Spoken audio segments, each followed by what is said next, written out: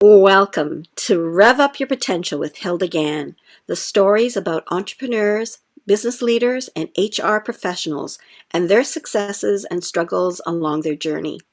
In this podcast, we also discuss the HR challenges that people face and the tips and strategies that have helped them. If you love to learn through storytelling, join us. Today, my guest is Tracey Bissett. Tracey Bissett is the Chief Financial Fitness Trainer for her business, Business Financial Fitness.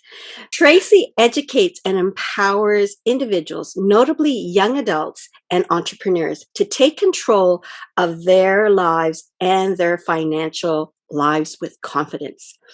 She is so passionate, and she has her master's in business administration, and she has a designation as a chartered financial analyst. I had Tracey in season 1, and I love how she continues to advocate for financial fitness in those that she cares about. So, Tracey, share a little bit about your journey as an entrepreneur. How did you get from being in the banking world to being an entrepreneur? And why did you choose this particular focus of your business? Absolutely. So thanks for having me back, Hilda. It's exciting to be here. So I was a banker at TD Bank, one of Canada's big five banks, for 16 years. And as does happen, my seat was taken away from the table in a restructuring. And because I had worked there for so long, I had a really fair severance. And so I took the time to figure out what it was that I wanted to do. I had people calling and wanting me to jump into comparable roles in other financial institutions. But I think I really just held back on creating my resume for that reason. I didn't want to give it out to people. So I took time to think about what would make me happy. And so I really thought about all of the experiences I'd had since I was a kid, since I was at the bank. And I really loved making complex things straightforward. I liked the feeling of working with others and helping them. I loved teaching. I had created some courses while I was at TD and actually facilitated many of them. So I wanted to combine helping people learn about money, help it make sense to them, and do some teaching. And so Bissett Financial Fitness was born. And I believe the earlier you can learn about money, the better off your life is going to be. Because then it becomes one of those things you don't need to worry about or have kind of hanging over you. And so young adults is my passion for that reason. But I'd spent so many years at the bank working with business owners that I wanted to continue that on because I can really see the impact when I work with them that it makes in their business, and they're able to hit all of the goals that they have for themselves. Thanks. I know that young people is a really kind of a passion of yours. I know your eyes light up when you talk about the young people. What was it in your past that makes you say, "Hey, I want to help young people"? I was very fortunate. My dad was a banker, and in our household, we talked about money regularly. My mom was not a banker, but she was responsible for paying most of the bills, for doing the grocery list, making sure everything was kind of in line. And so I learned from a very young age that money was something that helped you get and do the things you wanted. So a lot less emotional about it than other people. I was involved in junior achievement. I had my own little businesses when I was a teenager. And I could really see that when you understood that stuff and you could do things on your own and you weren't really beholden to other people, even having part-time jobs allowed you the flexibility and freedom to do what you wanted with those funds when you weren't working. That really propelled me. And I know that our school system in Canada, for anybody listening elsewhere in the US, it's not better, does a really poor job of teaching young people about money. And so I wanted to come at it from a really fun angle. And I also really focus on kind of 18 to 30-ish is the age group, the target for my podcast.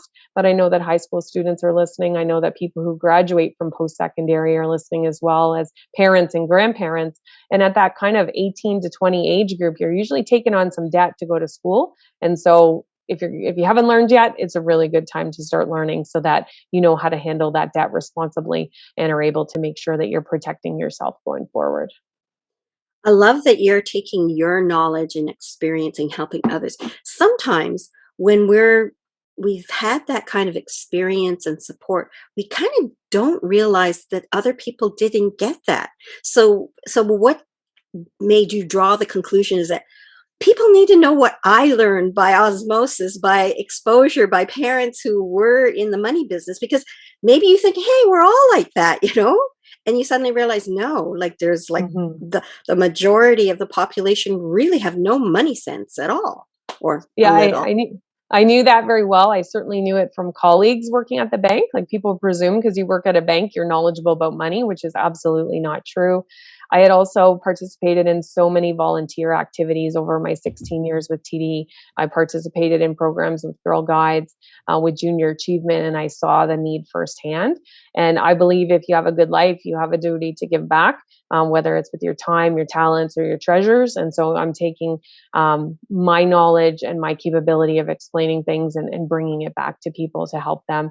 Because even if they implement one thing that they learn, they're going to be better off for listening to the podcast or hearing me speak than they were before they did it. So tell us about your podcast, because I believe you just hit how many episodes now? We are almost at 250.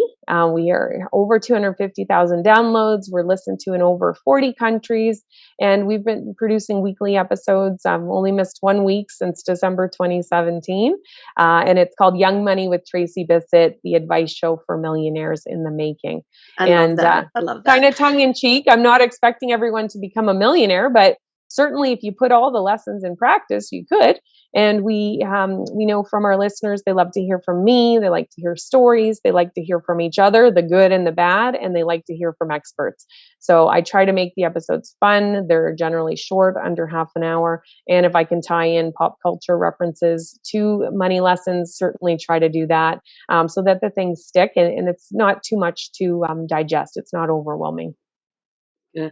I remember this podcast you were doing for, so you want to have a dog, because let's face it, if we had a dog when we were growing up, once we graduate, we think, okay, I'll have a dog. And then you not only talk about the finances, like what happens if Mhm. they need surgery, etc., but also the obligation, like, okay, are you going to be able to go home on Friday night and do what you need to do before you go back out? Or you got to think about all these things. There's nobody else at home probably to take care of your dog if you're living in an apartment. Yes, pets can be very expensive. So I have two dogs. I have a 6-year-old Rosie golden retriever and a 5-month-old Molly, who's a little puppy golden retriever. And right now she's at daycare because she likes to bark. And so she can't be around when we're recording interviews. So that's an expense I've got to factor into my budget, is that sometimes she's got to be over there because even though I'm home, she's going to be disruptive to the work that I have to do.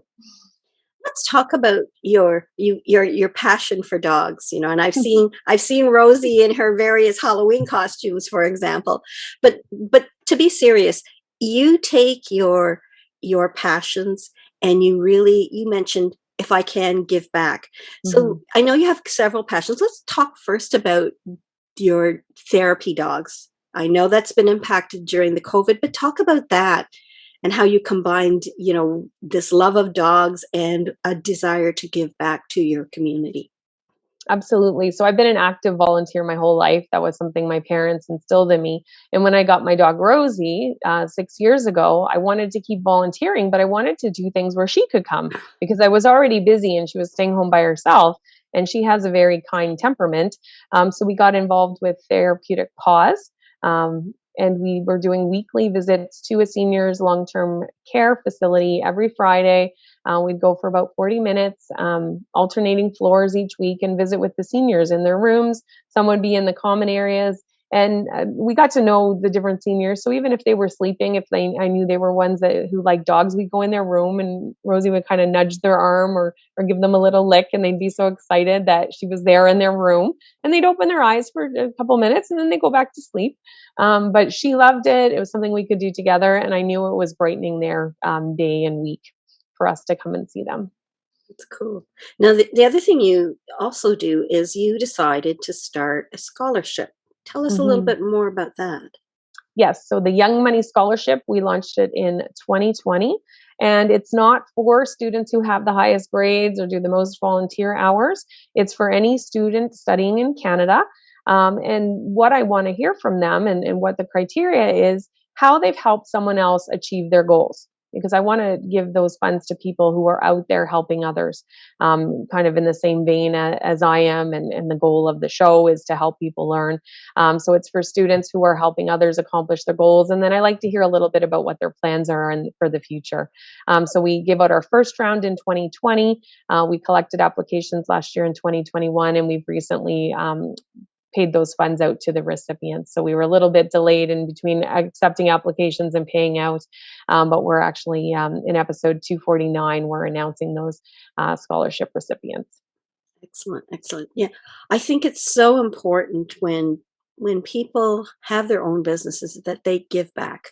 They give back in terms of their own expertise, their time, and and it's just great to see that you do that. I know when my husband and I had our own company, we gave back to the community, and to us, the community was our geographical location Hmm. as well as our profession. So we gave back to the engineering profession, and we gave back to United Way in our case, and very proud to do that. I think there's that sense of belonging and that sense of wanting to give.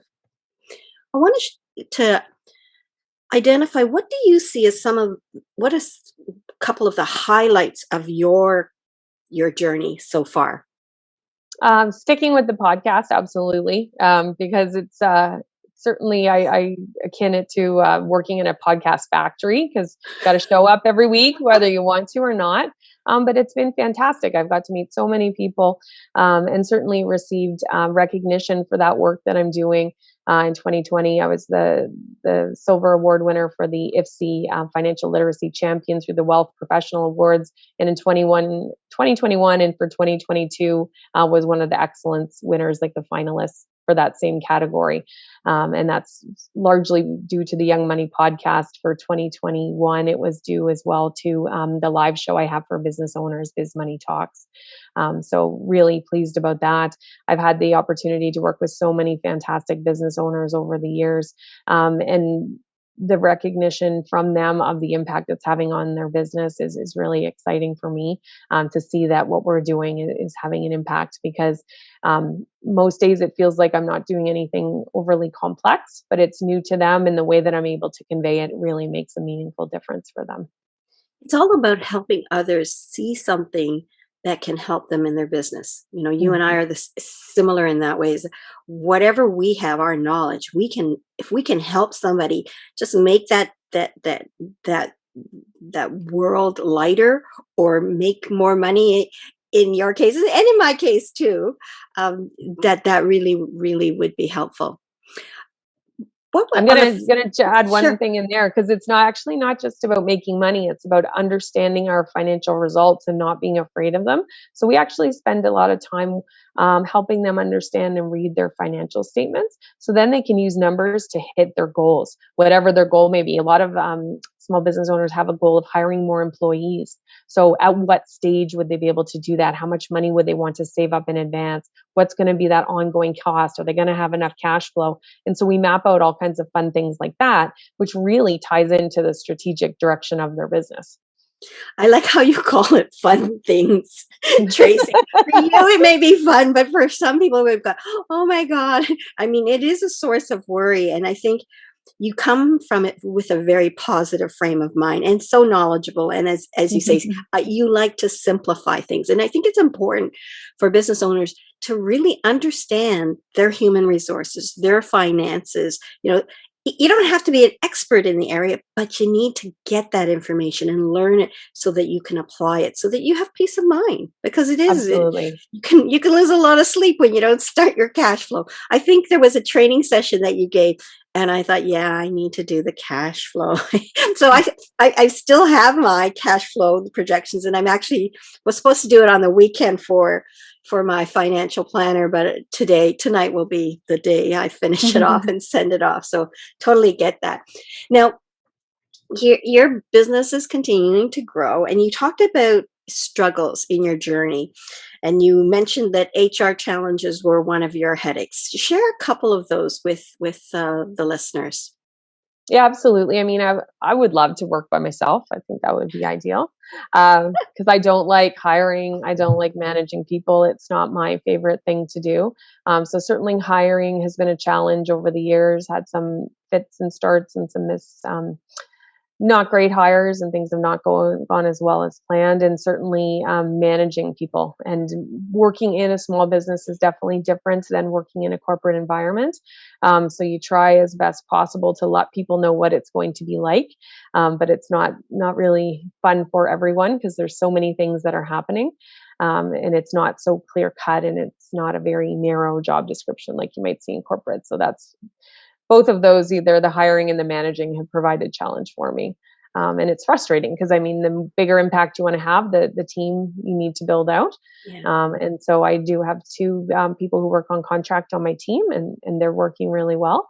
We'll probably go up to a third in time, but I want to think a little bit more carefully about how that person's going to come in, what they're going to do, and make sure we're finding the right person.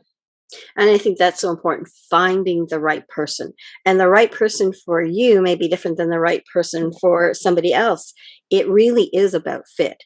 It's about values and fit. They need to align. And so sometimes it's hard. And I know I've done some vlogs, and I've said, actually the hardest position is the admin support. Mm-hmm.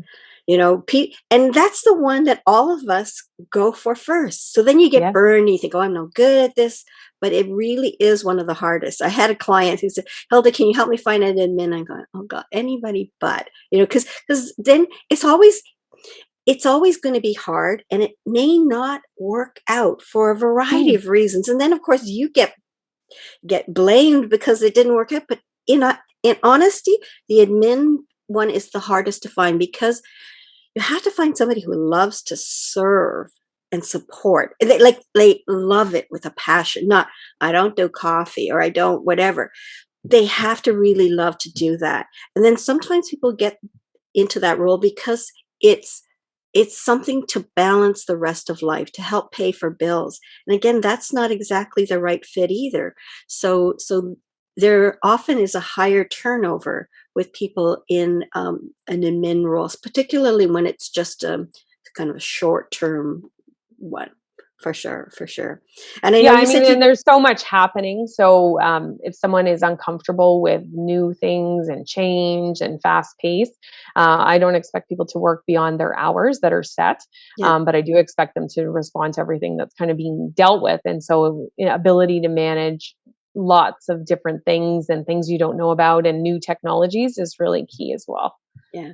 So it's really, really great when you find somebody who has a passion for wanting to help, who has their handle on technology, and it's not, they're gifted in this area, is what I'll call it. They're gifted, and they love to simplify things. They're organized and simplify things. These four Hmm. things are like a recipe for joy. But if you don't have them all, it can just be a little bit hard. Especially during COVID, because everything was online and Yeah. virtual. Yeah. And so we had challenges because the person that was in that role was very uncomfortable learning about the different platforms where I would have to go to conferences and speak. So Yeah. Yeah. they were needing to get up to speed, and that was causing a lot of anxiousness and stress. And I'm like, well, to be honest, no matter where you're going to work, corporate or otherwise going forward, it's going to be like that because this is the way the world is working right now. So if you're going to Yeah. support someone who goes to conferences and speaks at them, this is Yeah. kind of a key element. And that's where they have to feel really, really comfortable Hmm. and gifted, almost, as I say, in this area. And open to learning. I mean, certainly training is always available, but being open to it and not kind of shutting down. Yeah. So, what advice would you give people who are either starting a business or have some HR challenges? Given hindsight, what advice would you give people? Listen to your gut. If you're feeling like there's a misfit, there's probably going to be a misfit. So just cut things off sooner. Um, really deal with issues quickly. Um, I'm always very honest and transparent about letting people know what it's going to be like to work with me. I think I would be probably go a little bit more overboard. And so the more you can share with someone so they can envision whether that's something they are okay with and they like it, and they're going to rise to the challenge, or that's going to be really bothersome to them. It's good to know up front, and it's okay to have those discussions up front, and people say, you know what, I don't think this is for me. And that's okay. Everybody gets to choose where they work and the kind of roles that they have. Certainly for agreements, legally, you and I've worked together for you to help me with my employment agreements for people, so that you have yourself protected and you've got those provisions in place. Like, you're never planning for things not to go well, but you've got to be protected in the event that they do not. That's just part of doing business. And I would say, as soon as you can start bringing someone on board for some capacity of admin, the sooner you can do it, the better. I probably waited too long in the beginning, and I could have been building out processes and systems a little bit sooner. Good advice. I know. I think, well, sometimes it's financials, and sometimes it's just kind of you're in your comfort zone. If you can do it, then you wouldn't pass it on, right? But that gets to a point where Too in much order to time. leverage your time, Yeah. you need to do that. You need to do that. I want to go back to that thing about go with your gut. And that's, again, something I've always said, go with your gut, because you don't have as many years of experience interviewing people. And it's cause and effect. Sometimes you interview people and you think, I don't know about that Well, person. I have interviewed a fair people in my old job. So different roles and responsibilities, and certainly in corporate, it was a lot more clear cut what somebody was going to do.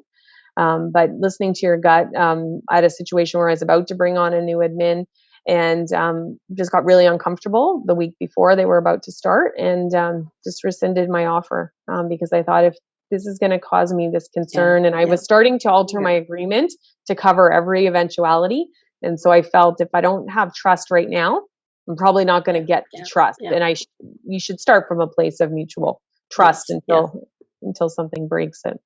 And I think that's important. And I'll just reiterate the go with your gut thing, is that no matter how seasoned you are, until you know better, that gut is telling you something you can't articulate yet. So do trust it. And I think this particular incident that you talked about, you were feeling something like, if this is the way we're going to start out, this is not a recipe for success. So I think I have to bite the bullet now rather than 3 months later and saying I tried. So that was a courageous move on your part, and thank you for sharing that. And it shows really that person's character, because the way they handled it wasn't how I would have expected. So that shows me more about them, and was probably the best thing. They're probably onto something new, and I moved on as well. So. And it reinforced your decision that, obviously my gut said I need to do this, and I did this, and it was the right kind of thing. What advice would you give the young people? I mean, you've had 250 episodes of Young Money. Tell us in easy words, what kind of advice you would love to share with the listeners that are on my podcast. Save as much money as you can, even when you don't have a purpose. So things will always come up. You can spend all your paycheck, even if you're working part-time or you're working full-time, you can blow your paycheck. Every couple of weeks you get it with no problem. But there is going to be a time when you get focused on what your goals are, that aligns with your values and the things you want to have in your life. And then you're going to say, oh, I wish I had a saved for X. So save as much as you can. Get learning about investing as soon as you can. And you don't necessarily need to put lots of money into it. You can even start with tracking stocks and investments on a spreadsheet to get the hang of it and watch the market movements, but bring yourself up on education on that aspect. Start thinking about the way you want your life to be. What's going to be your vision for it? What's important to you? Do you want to have more education? Do you want to live in a home? Do you want to have a job of a certain type? Do you want to start your own business? So start thinking about what's important to you. And then there's going to be some financial goals that go along with those. So the sooner you can start kind of plotting out what will be important, doesn't mean you can't change your mind and move things around. But saving and being focused on them will be important, because when your friends invite you to do things, it might be hard saying no if you don't have another reason that those funds are important to you. And so I don't want anyone to be a financial bully. And I think certainly it's coming up a little bit now that we're coming out of COVID. We haven't done anything for 2 years. Not everyone is in the same financial position. So be very mindful if people are saying no. They may not be telling you the whole story. They may not be interested in what you want them to do. But number two, they may not be able to afford it. We've got record inflation. We've got high prices for everything. People's paychecks are not going very far. And if they got into some debt or had some challenges during COVID, they're sitting in a really tough spot. So don't be a financial bully yourself, and look after yourself. Don't feel like you need to participate in certain things. If you want to see your friends, invite them to a walk, invite them to a picnic, do something together and let them know that you care about them and you want to spend time with them. But it's okay to say, you know what, that's not in my budget right now. Cool, cool. Would you recommend a financial planner or somebody from the bank to help guide them, to help them articulate what those goals might be? What would your recommendation be, Tracey? Young people generally don't have a lot of assets yet to Hmm. be able to invest, and so going into to talk to someone at a bank or even a more advanced financial planner that gets paid based on commissions, they're probably not going to be the best source Okay. for people because they're not going to probably want to talk with you. Yep. So just to be honest, I think if you're serious about it, I think working with a fee only financial planner is a really good thing to do. They can educate you about the things to be thinking about and help you create a financial plan, but then you take the plan away and you execute it yourself. So you can do that with a very modest fee. And I think that's a really great investment. If people are looking for gifts to give you in your life, that might be something you mentioned to family members for a birthday. You know what? I'm saving up so I can get a financial plan. If you wanted to give me a gift, maybe you could make a contribution towards my plan. Okay. So besides listening to your podcast, Mhm. would you recommend they learn through like the internet, going to any free conference, not conferences, but any free webinars? What would you suggest for them to grow their knowledge to be more informed on how they can help themselves reach that $1 million status? So there's never been a better time to learn about personal finance or business finances. There are books, podcasts, YouTube videos, all kinds of resources out there. The key is to make sure you find someone who's credible and reputable. So you're checking out their credentials. You're finding someone who speaks and communicates things in a way that makes sense to you. There's no point trying to learn from somebody who you feel is condescending or is not on your wavelength. So I think that's the beauty of it with so many resources out there. So you can listen to the show. I bring on lots of great guests. They've got books, they've got podcasts. Ask friends that you know. Who do they listen to? Where do they get advice from? And just start learning one step forward at a time.